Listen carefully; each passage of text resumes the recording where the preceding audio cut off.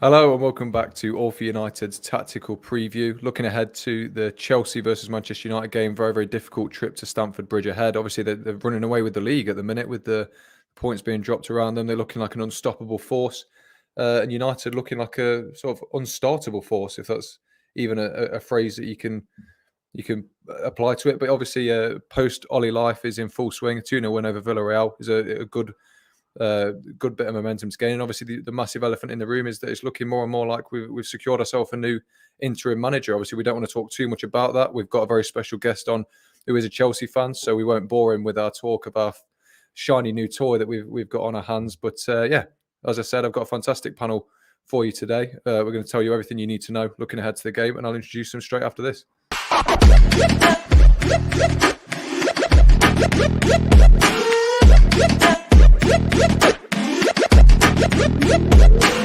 Click subscribe to get daily Manchester United content from passionate Reds, only on All for United.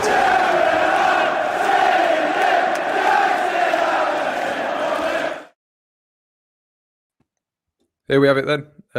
3 out of the 4 are here so far. We'll be giving you Abdul. You can get your weekly Abdul fix once he arrives. But Stu, fantastic to have you on as always, mate. And Michelle, massive thank you for joining us. Big Chelsea correspondent, goes to a lot of the games reporting on them. You're doing, if you don't mind me saying, you're doing very, very well for yourself. Obviously, we've met through my own podcast a few times. So massive thanks for joining us. How are you doing? Yeah, I'm good, thanks. Great to be back on. You know, we've been on a few times, and let's be honest, for the last few games we've been on to cover have been quite boring. 0-0 last October, 0-0 in February, but hopefully this will be a much better game, and I'm looking forward to it. It's certainly looking so. It's looking like Michael Carrick's last game of his managerial career at Manchester United. I'll come to you first, Stu. Is there any chance he can make it a 100% win rate before he goes? Well, yeah, there's every chance, because every time you step over the white line, you've got a chance of winning a game of football. It's what happens during those 90, 95 minutes that determines the outcome of a game. He's got a task that most fans wouldn't envy at this point in time. But I've always thought the best players really react and respond when their backs are against the wall. And let's face it, we've had our backs against the wall for a number of months now. For various different reasons. I thought our performance on Tuesday was good. I think we had the same old type of thing in the first half. Certainly with Donny, bless him. I thought when he played quite well. He got a start. He played quite well, but unfortunately, with the way that Villarreal was set up and McFred doing their usual disappearing acts in the centre of midfield, certainly in the first half, Donny was having to drop deep way too much. But that was a difference between Donny and Bruno. I always talk about that 10 or 15 yards that Bruno needs to drop when we're out of possession. Donny did that and fitted in quite seamlessly. And couple that with Martial. Martial played a greater role in the team shape and team dimensions than perhaps his overall play showed. I thought he was better defensively than I've seen him for a long, long time. He just didn't give us that output that we need up front. So I think if I was Carrick, I've always been one to rub my hands together for stuff like this. I like the backs against the siege mentality of any game, because it gives you that extra 10% that we're undoubtedly going to require when we take the pitch on Sunday afternoon against a very, very strong Chelsea side.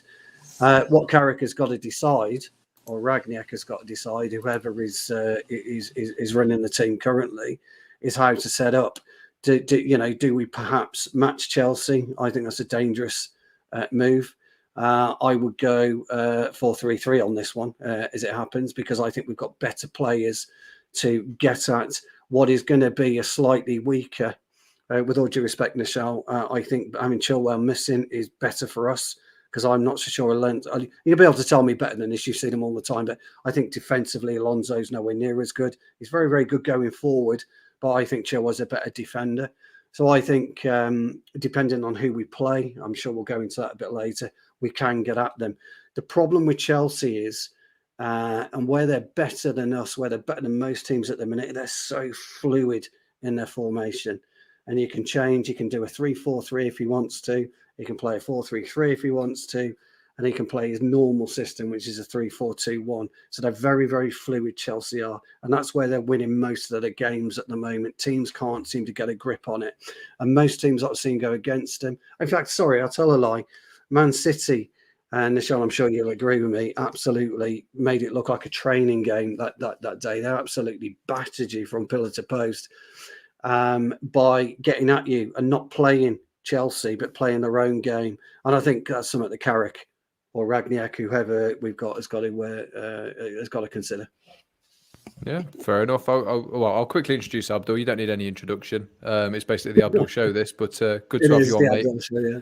But I'll bring you in, Nishal. We'll give a nice balanced opening thing, I suppose. I don't know a word for it, but on the flip side, how do you expect Chelsea to set up, given the big absentees that you have at the minute? Big questions about who comes in at left wing back and who comes in midfield. Of course, against Juventus, Ben Chilwell went off injured and he will be out at least until the end of this year. And N'Golo Kante came off injured. He could be ready, but there's no need to rush him back or take that risk because we've got that midfield depth. Not to mention that we've already got Mateo Kovacic who's out injured and will miss the game. And if we risk rushing N'Golo Kante back and he gets injured as well, then we're down to the bare thinnings of our midfield options. So in place of Chilwell, it will be Alonso. And Stu, you're spot on. He's a good player going forward as a wing back. He's brilliant in attack and he gives us so much going forward.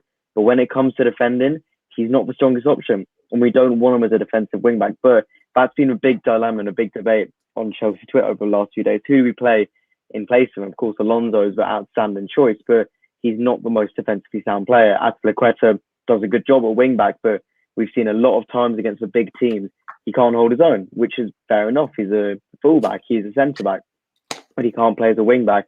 Then you've got players like Hudson-Odoi being mentioned. Saul played there for Atletico Madrid. Even Christian Pulisic has been mentioned playing there. So we do have options, but Alonso will be most likely to start.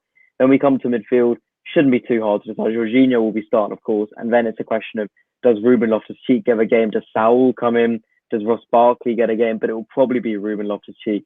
Another player had a really strong game against Juventus, came in, was really in his element and was brilliant on the ball.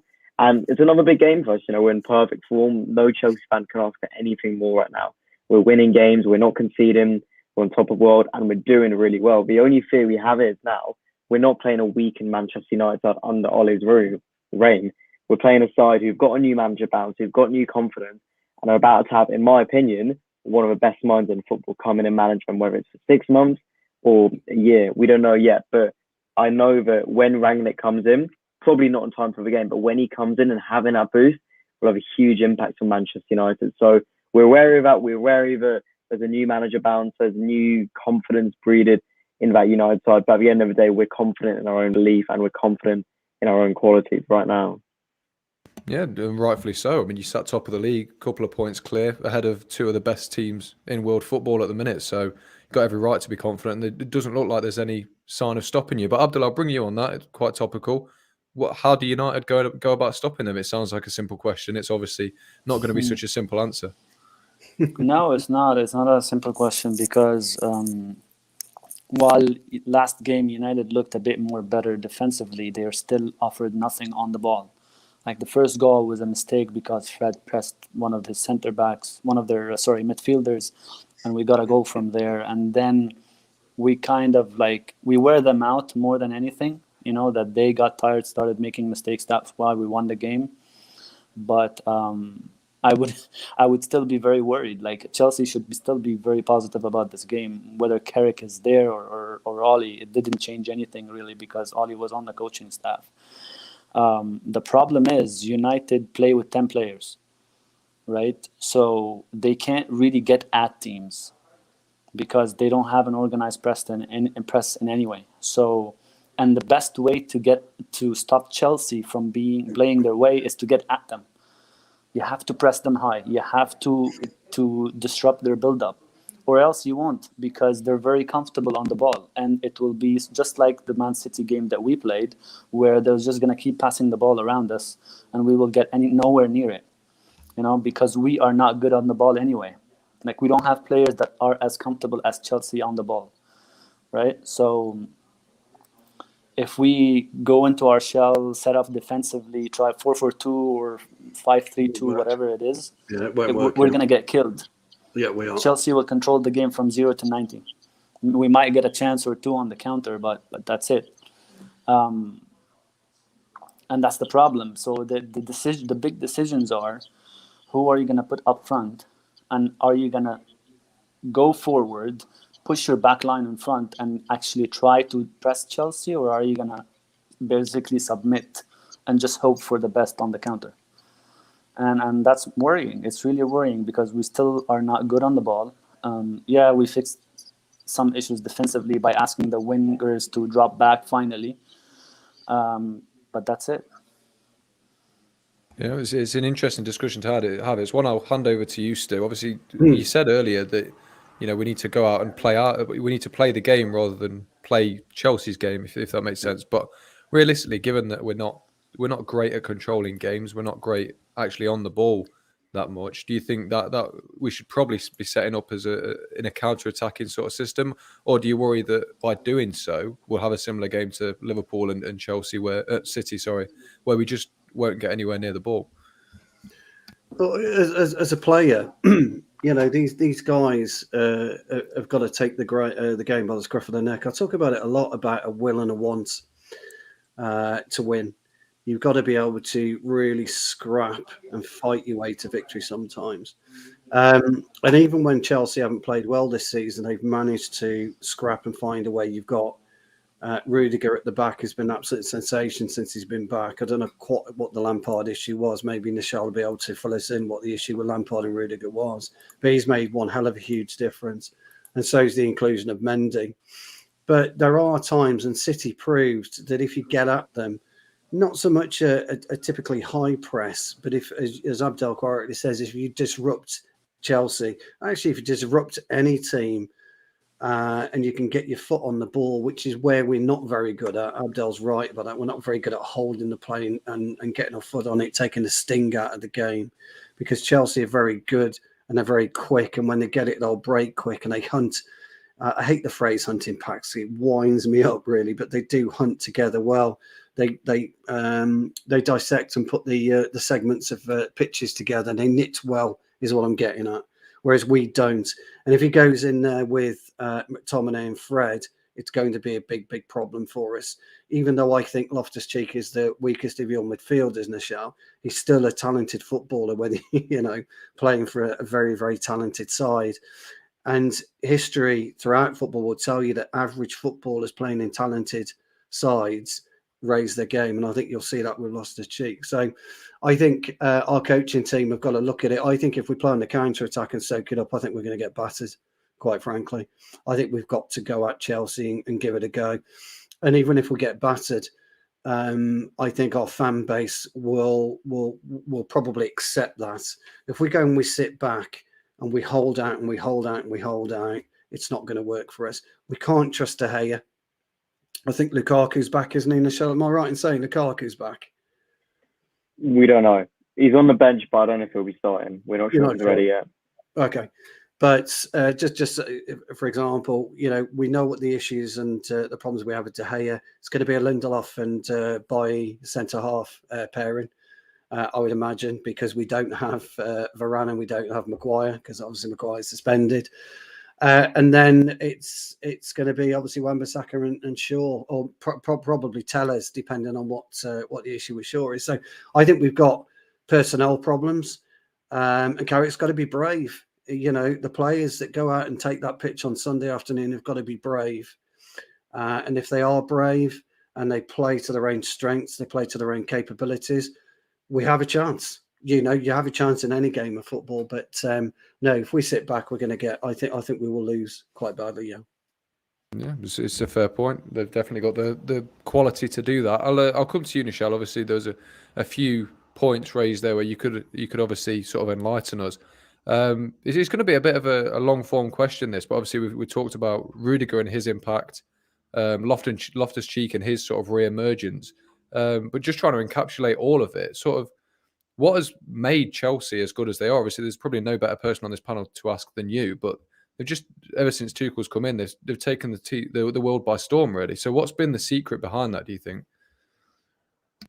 The secret behind it is having a good manager. And I say that with all due respect to Lampard, every Chelsea fan loves him and respects him. But we could see that it was a strong team with world-class players and a manager who wasn't good enough. And we saw the exact same thing with United.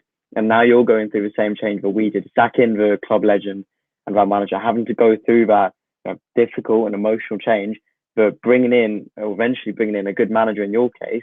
And the same thing will happen because your squad is equally as talented as ours. And what it is for us is our squad is world-class and talented from Lampard's second season. When we signed all those players, we brought in like Thiago Silva, Kai Havertz, alongside Mason Mount and Rhys James. The squad was there. The foundations were there. We just needed to execute it and bring someone in to execute. And that's what Tuchel did. He came in, he got us together, and he inherited a good squad and has got the best out of them. That's it. There's nothing special. There's no secret formula.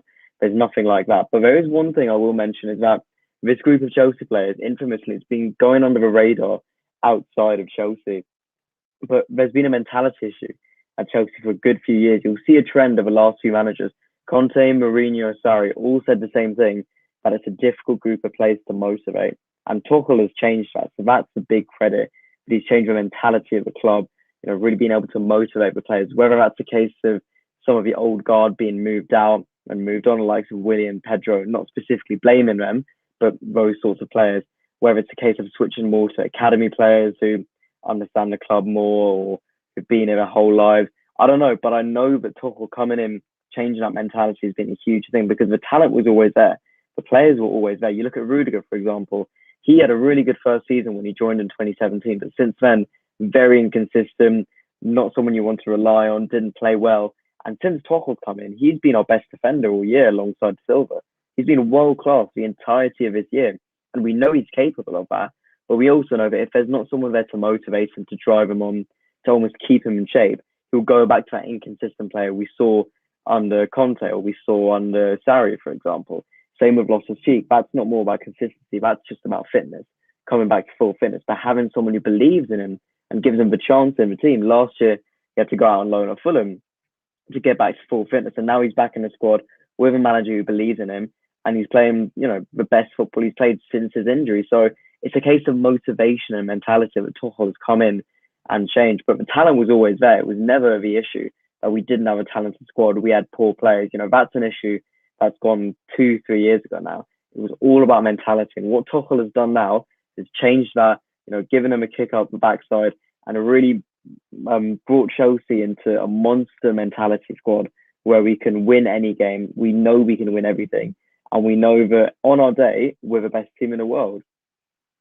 Yes, completely fair. I'll come to you, Abdul. I saw you nodding your head along with quite a few of those points. Do you think the same applies to United? Because obviously we've brought in this, I hate using the word, but he's a mentality monster as Cristiano Ronaldo, and yet we still look like a deflated, sort of demotivated squad. So do you think that bringing in someone like Rangnick can have that same sort of impact on United? And it is more a mentality thing than perhaps personnel?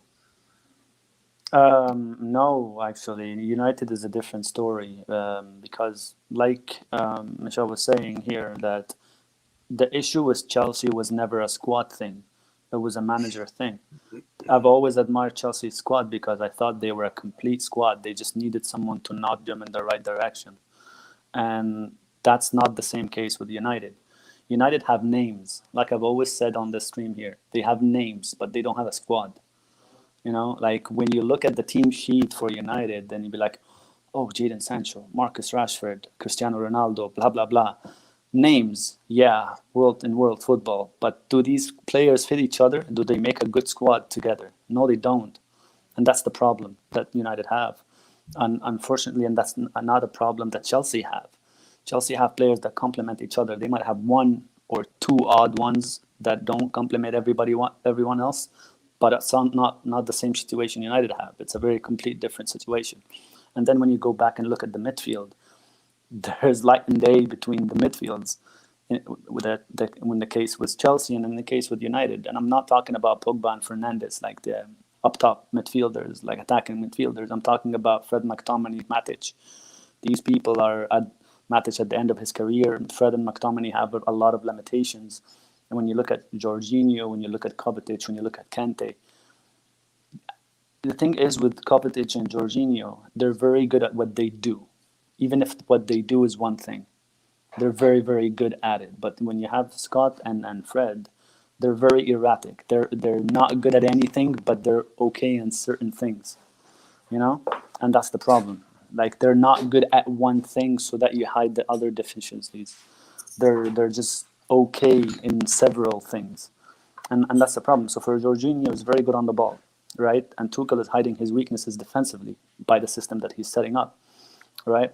Kante is very good defensively, and he also can carry the ball forward. I've analyzed the Chelsea game against Real Madrid last season when they played them in the Champions League, and I was really impressed by the pressing triggers and the way Tuchel contained Real Madrid and controlled the game from them, and he hid all their weaknesses in a very, very good way. Like, even though Kante is not really renowned for running forwards and being the guy who will get you goals or linking up play upfield, he was the guy that exploited Kroos in that game. And you haven't seen that side of Kante, right? We don't have these guys, unfortunately. We have a very unbalanced squad. And up until now in the media, when you talk about United, they have, Marcus Rashford, they have Cristiano Ronaldo, they have Harry Maguire, they have whatever, names. But no one actually looks at the team and says, this squad is so unbalanced and it does not work together, And that's, frankly, the biggest issue that United is facing right now, is that they haven't balanced their squad ever since the big man left, and it's not the same shit. It's not the same thing. It will take Rangnick some time to actually fix the issues within the squad. And I actually don't know if he will use Cristiano Ronaldo, because Rangnick is big on pressing. He needs someone who's going to work for 90 minutes, like hard. We're talking like really work, like Cavani work hard, And I don't know how he's going to deal with Cristiano. Is he going to make him an impact sub? Probably. So it's a weird situation, completely different than Chelsea. Chelsea just needed the right guy to nod them in the right direction and put them in a good frame of mind and a good structure, because the squad was there, But United, neither the squad nor the guy, so that's the problem. Yeah, well, just before we move on, obviously it's a great point. I'll ask you this question, Abdul, sticking with the point of who plays and who doesn't. We got a question in saying, do you think McFred will play under Rangnick? Obviously, Fred's probably our best. He's our most energetic midfielder, which would casually make you think that he's our best presser. Fred is the best presser, one of the best pressers in the league, not just in United. And he will get a chance under Rangnick for sure. He will improve a lot of things about him. McTominay also has the energy, but he doesn't have any sense of positioning, any sense of even opening his body up to receiving. So, like, being a deep midfielder, having a deep midfielder who's Scott McTominay is really pain to watch, because he's hiding on the pitch all the time. The only thing the guy is good at is just hassling some players a little bit, And but to their credit, whenever we played the big teams, because previously under Oli we would set up to get at teams, to disrupt them, even though he was branded with counter-attacking football. But that's the best we had. The best we had is get at team, disrupt them, and then attack the spaces. Because we don't have the team to control the game, to control the football, the ball. Because we don't have the deep midfielders for that. We don't have a Kovacic. We don't have a Jorginho. And the best version of that we have is Matic, and he's old. He breaks every match. So unfortunately, so I think they will get a chance. But he'll have to work hard on McTominay to improve him, because he has no sense of positioning whatsoever. Fair enough. Yeah. Fair enough. Well, I'll come on to you, Stu, because Abdul made a point on the first question that I asked him about, well, sticking with this sort of mentality, I suppose, and it's about sort of intelligent footballers and how we don't seem to have all that many. Do you think that could be a difference maker on Sunday? Because obviously Chelsea have, obviously Jorginho is a very intelligent footballer. Cesar Azpilicueta, it goes without saying, has to be one of the most intelligent footballers in the league with his versatility and his positional awareness, and to keep himself at the top level for as long as he has. Do you think that'll be the difference, given that these genuinely have some of the most intelligent players in the league? Yeah, look, sometimes the way you play an intelligent footballer is to not hassle them too much. You need to give them a little bit of time, which sounds a little bit stupid, but you've got to give yourself time to react to them. And the problem that we have with Fred on occasions, yes, he's a great presser, but he'll just press too easy. And if you move quickly towards a player, an intelligent footballer, he'll be 2 or 3 yards ahead of you anyway, and he'll just turn away from you. What the likes of Fred, and this is why we'll bring Donny back in, is that certainly Donny has got a bit more intelligence about him, and he will give that extra yard because he needs that extra yard of thinking time. Bruno's very, very similar. He uses that extra yard of thinking time, so they're not actually smashing into players. As intelligent as Chelsea are, it's quite easy to counteract an intelligent player if you're intelligent yourself and you've got a bit of sense, because common sense in football is the biggest key anyway. Skill obviously, but common sense is just as important as what you do with the ball. And you see it all the time where players are harrying and pressing, and the real confidence, the real skilled players will get out of tight holes because they're allowed to turn. So for me, I do agree with Abdul, but I think Matic is going to be our better midfielder on Sunday. I think he'll be the one that will be better suited to play alongside, and I would play Donny and I'd play Bruno alongside it. Now, most of our fan base probably won't agree with it. They'll think we'll get torn apart in the middle, but I don't think we will. And I'm not being disrespectful in the shell about Loftus-Cheek, because I think he's a very good player and intelligent footballer, but I think that helps us because, as Abdel's pointed out, and anyway, we're not strong enough in the middle to counteract your top three if Conte was in there alongside Jorginho. So I'm kind of pleased about that if he doesn't play and Loftus-Cheek comes in. But no, with intelligent players, if you can stand off them but give them nowhere to go, and it can be done. I know it sounds ridiculous, but it can be done. And it's where you position yourself to in front or slightly to the left or slightly to the right of that player, which would determine his path. So you can do it by standing off. So whether or not we can do that, whether or not we go in and we try and disrupt you through physical presence, we haven't done that all season. We're not a physical team. I would like to see us a bit more physical because I think that has its advantages as well. But no, if it was me, I'd stand off slightly, 1 or 2 yards, give myself that thinking space and disrupt them that way. Fair enough. Well, Nishal, I want to move it back on to Chelsea. You weren't I want to expecting that, were you, James? No, you weren't expecting that. You expected me to go in, knock them out. But sometimes you can't play that way all the time. Sometimes you've got to play thinking football. Fair enough. But yeah, Nishal, moving on to Chelsea, I want to talk about their attack specifically because obviously your top goal scorer is Rhys James. There's no doubt this is a fantastic front line. That's a credit to Rhys James rather than disrespecting their front line. But the thing that not concerns me, obviously, the thing that interests me is how fluid the players that come in and out of it are. Obviously, you don't have. I think there's someone out injured. I can't think of the name, like who it is now. But you've obviously you might have Lukaku back. Hudson-Odoi is coming into great form. Ziyech has a very good game, sort of every now and then. And you've got Havertz and Werner as well as options, who I actually think are incredibly underrated, especially last season for the work that they do up there. Who are you expecting to see up front? And I suppose to lead into that more, who do you think is your best attacking and probably most balanced trio up there? The best thing about Chelsea's attack is there's no definitive best front three. There's no front three where you say that's where you go for a big game. That's the best one. It's changed throughout the season. It changed throughout last season, and it completely varies on what we want. Start of the season, we were looking at Mount, Lukaku, Havertz, and then we saw some struggles about Mount and Lukaku linking up. Then we've gone from Pulisic, Ziyech, Werner in the past. It completely changes. So in terms of this one, Lukaku, I think will be on the bench. I don't think he'll be starting yet. We want him to be back as soon as possible, but on the other hand, he's been out for 5 weeks. We don't want to rush him back in, so I think he'll be on the bench. Timo Werner did come off the bench, and he scored, so I could see him getting a start. And Kai Havertz, I think it'll be too soon for him. So I'd say Hudson-Odoi, Werner, and Mount as a front three. But honestly, it could be anyone. Ziyech started and he did all right. Like he's a funny player. right? He's very inconsistent. He's so frustrating to watch. But every now and then he does something really nice. For example, of a Juventus game, he had a lovely ball be outside of his boot, out wide. And I was like, oh, look, that's a nice moment from him.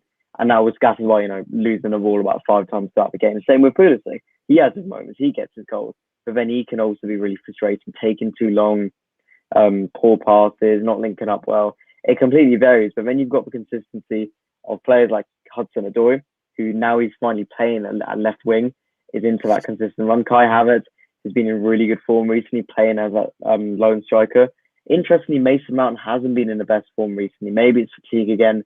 Maybe it's because he's been coming back from pretty much his first injury in his whole career. But the point is, we can play anyone. We've got those options. So, it could be Lukaku up front. It could be Werner up front. It could be Havertz up front. And regardless, it will be a big challenge for Lindelof and Bailly because they're coming up against world-class front three, whoever plays. So that's who I think it will be. But honestly, it could be anyone. And, with the exception of maybe starting something like Ziyech, Pulisic, Havertz, there wouldn't be any complaints from Chelsea fans because we know we have the quality in the front three to take on anyone and get a result with any of our attacking players. Yeah, it must be a nice problem to have. It's a bit of an alien concept to United fans is rotating world-class forwards. I think we struggled with that under Ollie. But Abdul, I wanted to come to you and talk about our forwards because I was impressed with our forwards against Villarreal in how they defended than how they attacked. So Yeah. obviously this is a game at Stamford Bridge where we're going to be doing a lot of defending, I'd imagine. So would you stick with that same front line, assuming Edison Cavani is still out? It's a tough one. The thing is, I laughed at the comment you said when you said United fans don't know this concept. Actually, United fans know this concept, but they don't accept it. They want a solid front three that they know they always play. It's like if a manager changes the team, they're like, he doesn't know what he's doing. Why is he changing? Why is he playing that guy? So anyway, but that's to the side. That's a United fan thing. For the forward front three, it depends on who's going to play up top as a striker. So if it's going to be Ronaldo again, then it has to be Sancho, Martial. I would actually play Lingard as well, this one, left wing, instead of Martial. Martial did the striker role and pushed Ronaldo out to the left wing. They pushed Fred back behind him. So in the 4-4-2, Fred was out wide on the left to cover for Ronaldo. But that's not going to work every time, You have to set, the thing is with Ronaldo, he moves a lot. He has so much freedom. He's the only guy that doesn't have a specific role. Well, I mean, okay, sure, he gets the goals, but he doesn't have a specific role in possession. He goes everywhere. And he's a hindrance to some of the players. So if he's going to be on the left wing and someone to cover for him, then it has to be Fred. If he's going to be in the center, which I prefer because you're good at being in the center and getting the goals, then it has to be a Lingard and a Sancho or a Sancho and a Martial, and they have to work their asses off again off the ball because we're not going to control the ball in the middle of the park. It's going to be very hard. And again, Donny's impact was very little in the game against Villarreal because he was pushed back for Fred to move wide. And not only that, Donny is a guy that needs passes up front. He's like, I need you to give me passes around the box. I'm not going to collect the ball and spray passes to people. I'm not Bruno. That's Bruno. And this is why when Bruno entered the game at, let's say, 66 minutes, something like that, the chances for United stroke up right away because he's the guy that sprays the passes and creates all the chances. Donny creates chances around the box by moving certain pieces around and opening up spaces. He's not the guy to dictate the game from deep. He's not going to do that. He's never going to do that. He's never been that. And so if we're going to be defending, you're going to need a lot of workers. I would stick Bruno back, actually, and put Van De Beek in front and play maybe Matic, maybe Fred. Try something different, really. But the front three, they have to be either Martial, Lingard, or Sancho. Those three. It can't be Greenwood. Pray to God it's not Greenwood.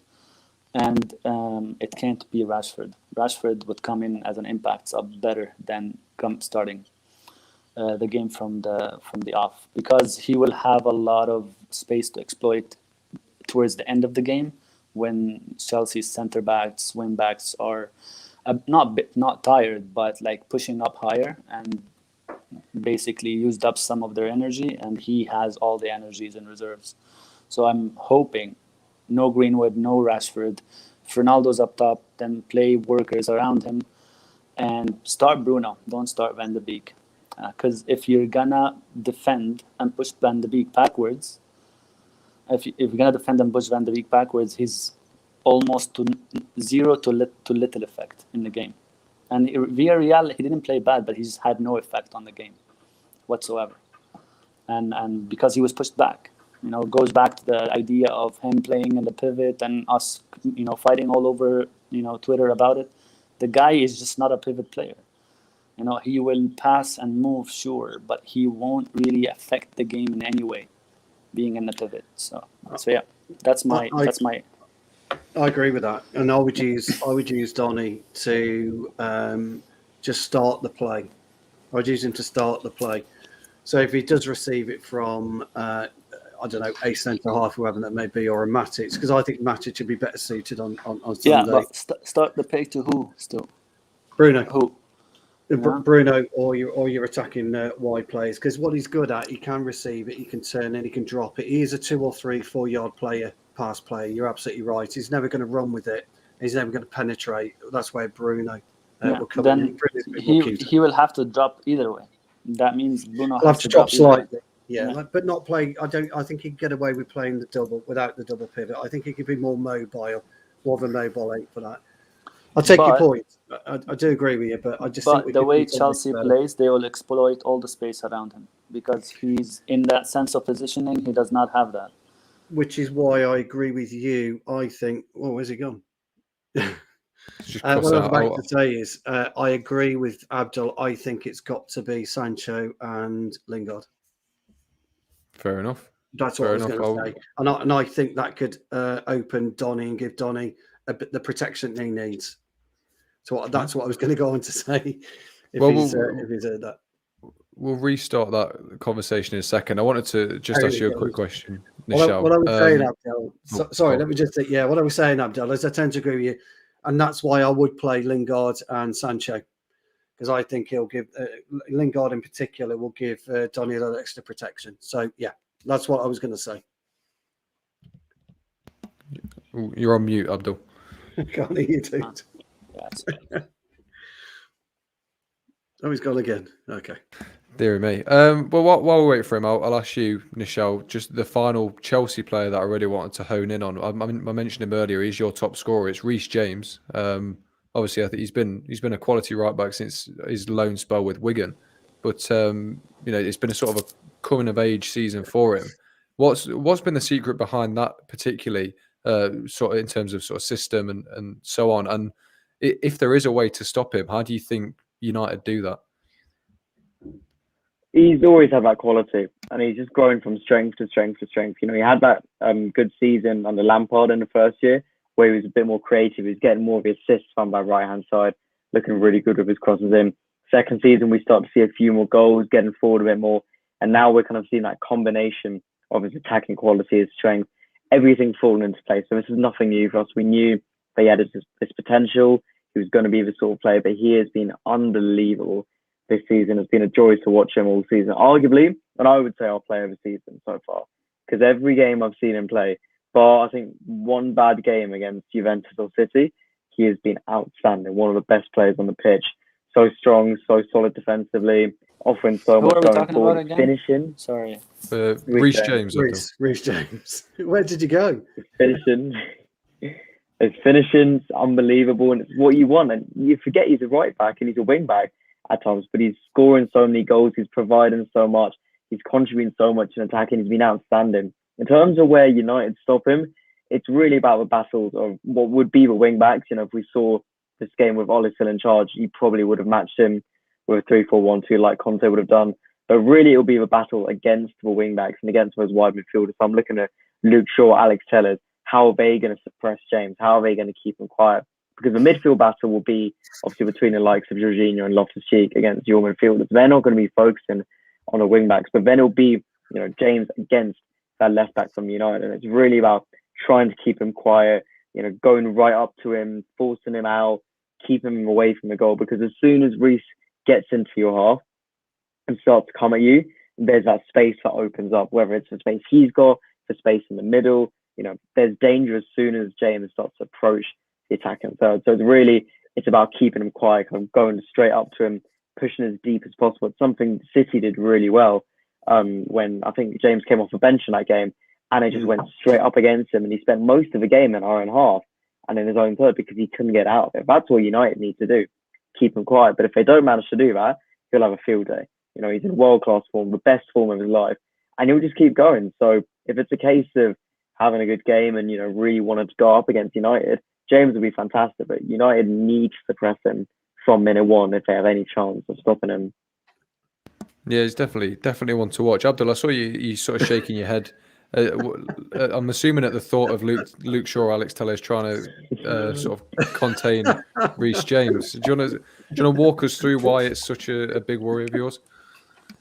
Well, specifically Telles, to be honest. When Michelle said Telles, I was kind of like, I don't want to imagine Telles being up against Rhys James.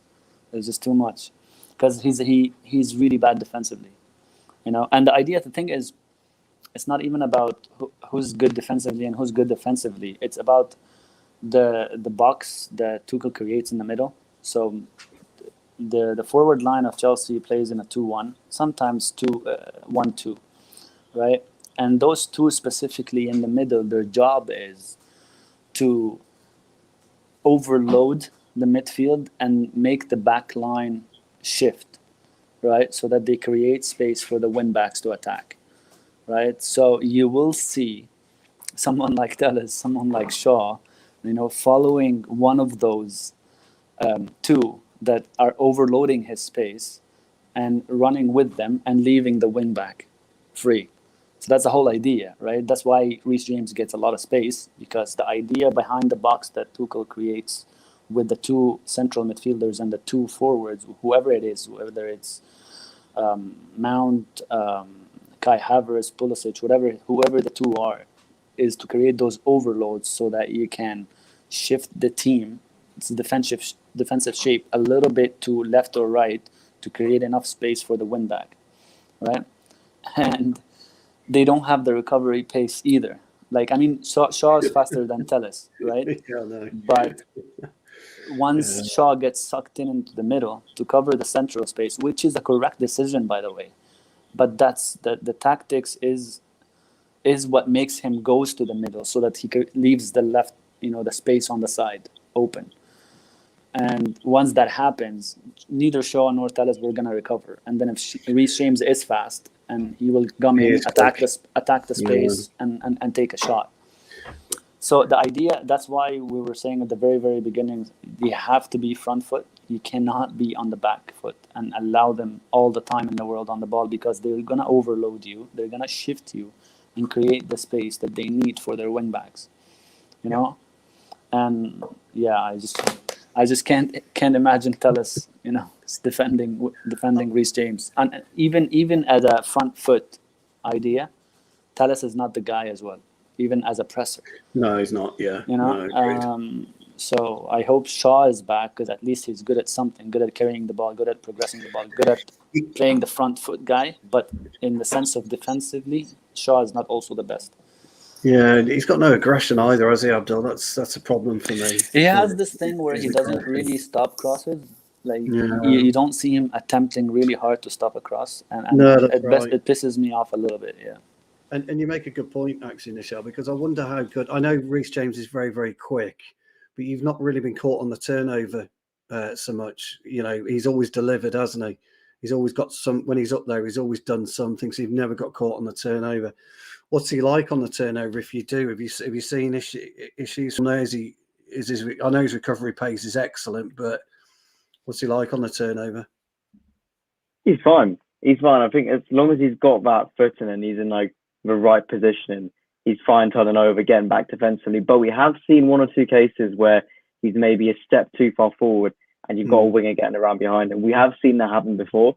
He does recover well, and you have to then get past the likes of Thiago Silva and then Edouard Mendy. But it is possible. I won't rule out, defensively, I think he is really good. He's really sound. He's a great option to have as a defensive wing back, but you can beat him and you can get around him. It's whether you win that battle and if you catch him out and you've got smart wingers, which of course we know United have that. So I can see someone like Ronaldo doing that, someone like even Rashford, possibly even like Green would be a great battle. But obviously, like you guys said, you wouldn't want to see him start. But it is possible, but it's not as easy as you'd think for a wing back of his quality. Fair enough. Well, definitely one to look out for then. Rhys James, goes without saying. Any defender with 5 goals this season is going to be a threat. He's got more goals than Bruno Fernandes so far this season, which is a damning stat. And I'm not taking the mickey. Isn't that more than what's his name? The little blonde. What's his name? Your striker. What, Werner? Werner. Is it more than Werner? Is that what's Werner got in his old Chelsea career? Yeah, Werner got almost 20 goals last season, I think. He got about 30 goal involvements in all competitions. 12 goals and like 14 assists last season. Yeah, people were making fun of him, but Werner was doing in a very he gets in all the right positions. Yeah, Werner's a bit of composure away from being one of the best strikers in the league, but that's what I tell you otherwise. That's what I've been saying. The trick is to get into the positions. His 3 to 5 yard pace is, I've never seen anything like it. He's absolutely electric, isn't he? And, he's there like that. He's so quick. He really is. But he's right. He's got no composure. Well, I'll flip it back to United because I think this is probably the last point we're going to make on them. I'll ask. Well, yeah, I'll start a debate between you two, Abdul and Stu. It's about game management, and we obviously saw impact subs. But we saw impact subs used so successfully against Villarreal when Rashford and Bruno came on. So is there a case to be made to rest a few of those big impact players that you usually start again against Chelsea? Or do you think the quality of Chelsea from the start is going to be too much of a risk to put these players on the bench? I think the way that we are, and I think Abdul made a really good point that sometimes you've just got to try something different. You just got to give somebody who hasn't played, just give them a go. Football's littered with teams that have had players on the bench and, they've come on for 2 or 3 games and had brilliant games and people are wondering where they've been all season. I would, funnily, I would start with a similar side to what we played against Villarreal, except I would, as I said to you before, I'd play a midfield 3 of Matic, Bruno, and Donny. But the change I would make, and I'll still say it again, I'm worried about our back line. I'm worried about our central 2 and Lindelof and Bailly. And I know that De Gea again pulled off some great shots stopping, but we're going to need more from our goalkeeper than just shot stopping. We're going to need a commanding goalkeeper, and I would say let's bring in Henderson, which a lot of the fan base won't accept because they just see the De Gea saves. But I would say bring in Henderson. I know we've already just discussed our front 3. Look, Carrick has got a chance, and the players have got a chance to cement themselves with Ragniak whenever he comes in, whatever he does. They've got a chance to prove and show that they can play for Manchester United. And we spoke about game management, player intelligence. I'm sick of talking about it. In fact, a lot of the fan base are starting to understand what I have been talking about, which is a little bit late now. And these players, whoever takes the pitch on Sunday, has got to make sure they do absolutely everything to come away with 3 points. We don't want a point. We don't want to draw. We need 3 points. And so that's what I would do in terms of changes. The beauty about football is we all see it differently. That's just the way I see it. Fair enough. Anything to add, Abdul, in terms of sort of the way we manage this game? It depends on how you want to start it, really. Like the previous game, we wanted to defend, and we gave Villarreal the ball, and let them do whatever they wanted. So that's why it made sense to have the impact subs, And Oli did this trick a couple of times before. It wasn't something we've seen for the first time. But if, again, with a team like Chelsea, if you're going to play the same way you played against Villarreal, they'll already be 2-0 up by the time you make your impact subs. So it's what you want to do. And by the way, that does not mean that I want Bruno and Rashford starting both together. I want maybe Bruno to start, but I don't want Rashford to start, for example. So it depends on how you're going to approach the game. If you're going to be front foot about it, then Bruno needs to start, Sancho needs to start, Martial needs to start, Fred needs to start, because these are front foot guys. They want to press, they want to hassle people. So it depends on your approach, really. It's very hard to know. It is a tough one to choose, isn't it, this one? I agree. Yeah. But for example, if you want to make impact subs and stay front foot for most of the game, not defending only, I'd put Cristiano and Rashford as the impact subs. I don't care what people say, whatever they say. So Cristiano has to be on the bench, and with Rashford. Both make them both impact subs. I'll be interested to hear from Nishal, if you don't mind, James, what you would like to see us do from a Chelsea point of view. Not win.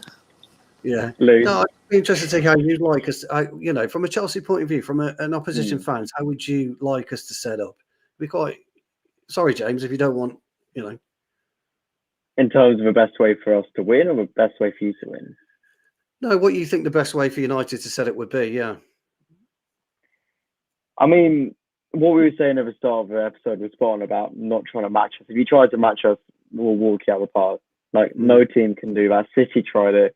We completely dominated them. And I go back to that City game because you spoke about it earlier. And I stand by, that's the only game we've been outclassed by in this season. That's the only game which we've properly lost, and we've properly been the second best team. And what they did, they played their game. They came right up at it against us. They didn't let us breathe. And for a team who is so fluid, like you said, and we play the ball up, we transition rather than defense to attack, we were hoofing the ball up playing Route 1 football, and we couldn't play our own game. That's why City came away with a win. So in terms of game plan, United need to come at us. They need to stop us playing our game, which obviously is easier said than done, but give us as little space as possible, keep us in our own half, and they need to press us before we press them. And obviously I think it's quite hard to do that when you've got Ronaldo as the key striker, and if it's a case of benching him to do that, you'd understand that choice because he's not a pressing striker. So they need to press at us. They need to go for us. In terms of team, defense is pretty much set on. Midfield as well. I think you'd want to see someone like Pogba, but he needs to be in the right position. If you play him as a six, for example, that's pointless. You're not going to get anything out of him. You need to have him further up the pitch. You need to have him involved in the game. Same way, where you playing Fernandes, who you playing in the front three. So if I'd say midfield, I would say probably Fernandes, Pogba, and then someone like Fred or McTominay holding, and then front three, Ronaldo. Is he injured? Yeah, he's out. Yeah, he's injured. Yeah, that is helpful. That's helpful. So if we say Fernandes up front, look at that. I didn't realise he was injured. That is helpful. We might not see him back in that 10. Yeah, this side of Christmas. We might not see him back this side of Christmas. We don't know, do we? Yeah. I mean, Matic is also a shout as well. To be fair, I didn't expect anything from him this season, but I've seen a few games from it. Like, you know what? Yeah, he's not the same player he was for us, the same player who won the league on us, but he's done a job when he's needed to. So McFred is the most likely midfield, let's be honest. We're not going to see anything other than that. But in terms of what sort of attack you want to go for, you want to have Ronaldo there. Rashford and Greenwood, you mentioned, out of form. If you want to go for players who are more in form, Lingard, could he do a job against Silva and Rudiger? I don't think so. But United have the players and you have the quality to be able to come at us. It depends how you set up. And the midfield battle's more equal. Do you target Loftus-Cheek? Do you go more as Jorginho to put him under pressure? Do you target our left-hand side where it's going to be Alonso? There's a lot of weaknesses which you can pick out, but it's about actually executing them. So, goes back to what I want to see, what United would want to do against us is press us, go at us from the start and really push against us. But we're going to play our game. We've got full confidence. We're in great form. We're top of the league. We haven't lost in September. We're going to play our game. We're going to do what we need to. But if we can't play our game from the first minute, let alone the first half, then we'll struggle. That's what United need to do. Suppress us, push us back. And if they do that, they've got a chance. Fair enough. Thank Well, that's actually reminded me of one more question I had to ask Abdul on a United point. I was going to ask Nishal on Chelsea's weaknesses, but you've summarised them all perfectly, so you've saved me a job there. Jorginho is one that sticks out to me because there's no denying he's an incredible player, has been all season, but it really sticks in my mind. United played Chelsea once, and Juan Mata did a really good job of keeping him out of the game, and United really benefited from Jorginho not being able to pick those passes. So, Abdul, is there a player? Well, is that an approach that United could go for to try and get a bit of a foothold in this game? And if so, who is that man to do that job? We really need someone who's quite disciplined, don't we? It depends on how you're going to set up the midfield. Are you going to set up the midfield to match Chelsea, or are you going to set up the midfield to play your own way, basically? So we do the 2-1, but Chelsea have a box midfield, so 4 in midfield. You can't have overloads in midfield. So even if you set someone to mark Jorginho, there is another 3 in midfield. Whether they're advanced or not, they're still in midfield. I would set Fred on Jorginho, really. He's the only one that can hassle a player, and Jorginho isn't physical, so it's good for Fred to hassle. But other than that, yeah, like you have to match. Like, so one of the basically to match Chelsea in midfield, so that to cancel out their overloads in midfield, one of your wide forwards have to tuck into midfield when we're defending, when they have the ball, basically. Who that is, I would suggest Lingard. That's why I wanted him to start. So when Chelsea creates the 4 in midfield, we create a 4-2, so that they can't have an overload and basically space to play the ball around us all as much as they want. But at the same time, you have to have your fullbacks pushing their wingbacks as much backwards as possible. So you can't have your fullbacks tucked in, just waiting for their wingbacks to attack. So yeah, that's how I would go about it. Either Fred or Lingard to hassle Jorginho, but also just to make sure that we keep a match of numbers. It's a matter of numbers, right? Overload. So if they're going to have the 4 in midfield, which that's how they've been doing it under Tuchel, we need to have 4 in midfield as well. Yep. Yeah, fair enough. Well, I think that's a pretty nice conclusion. I think we've covered just about every blade of grass on the pitch in terms of positions, strengths, weaknesses of every team. Not left any stone unturned. So I think we'll draw the episode to a close there. So a massive thank you to Stu Abdul and particularly Nishal for joining me today. If you haven't already, if you for any reason want to check out any Chelsea content, Nishal is definitely the guy to go to. I've known him for about a year and a half now, and there's some fantastic content coming from his Twitter. So go and follow him. But yeah, follow us as well, All for United. Like and subscribe. Be sure to get your thoughts in the comments about anything we've spoken about today. We'll be sure to interact in the comments after the video, and we're really eager to hear your guys' opinions. But yeah, I think Mark's hosting Timeline Talk tomorrow, so stay tuned for that. And then all the coverage in and around the game and all the reaction as well this weekend. All for United is definitely the place to be. But until then, massive thank you for watching, and we'll see you next time.